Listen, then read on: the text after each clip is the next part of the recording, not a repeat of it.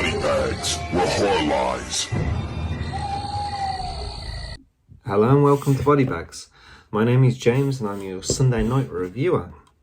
And this evening I decided to bring you the delights of Psycho Cop 2, directed by Riff Coogan. He had his name as this, but it's actually Adam Rifkin. So I've never actually seen the first one. I've only got this one. I've recently got this one. Now, not seen. Didn't know too much about this movie actually. It's one that's you kind of think it's fairly self-explanatory. It's kind of like a bit of a maniac cop thing, and not too far wrong. It does play out a little differently actually to what I thought it would be. I thought it would be like kind of very maniac cop, and this is kind of it's kind of contained in like an office building. This one. Pretty much. But anyway, we got these like this is like very early 90s, late 80s. I think this one is 90s and the first one is like in the late 80s, but you have like your kind of office like yuppies sort of thing, and one of them is actually getting married, so of course they're going to hold him like a bit of a stag party, and they get strippers in and everything, and they're just having a stag party.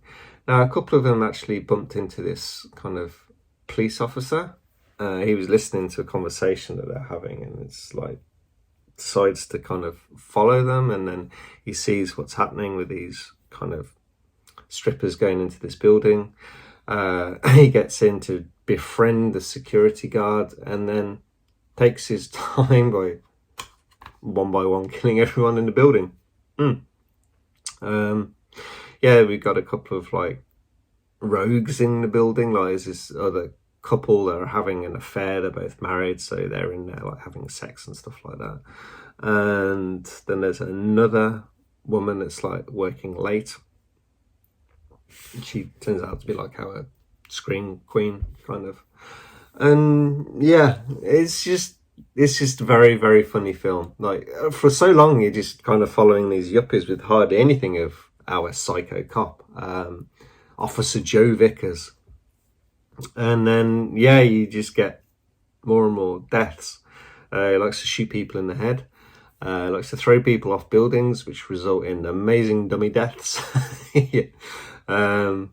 It's fun. It's just so many one-liners in this. It's like it's just funny. The casting for the Psycho Cop is not like this big kind of huge muscle bound like kind of how it is in Maniac Cop. It's quite different. He's like normal size. He's like a bit chubby, and he's just like maniac, funny one-liners and laughing at stuff all the time. I had a lot of fun with this one. I really did. There isn't really too much to break down in the story. It's hella simple. It really is super, super simple.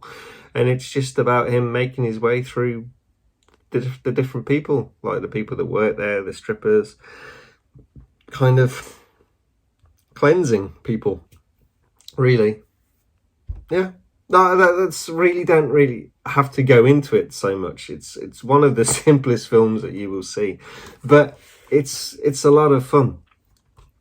Coincidentally, the transfer on this, because how the film is, I don't think it probably had like the sharpest work done to it. They didn't have that much money, but it looks fantastic in this. It's so clear and smooth.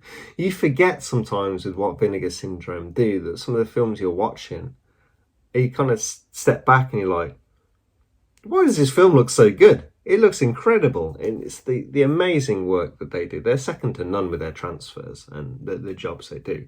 Truly, truly fantastic company. And if I was going to pick something, it's like, what's Vinegar Syndrome like? And I had to pick like 2 or 3 titles. This would be one of the films I'd pick. You kind of like Raw Heath. And what's it called again?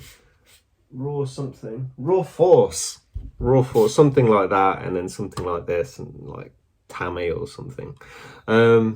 Tammy and the T-Rex.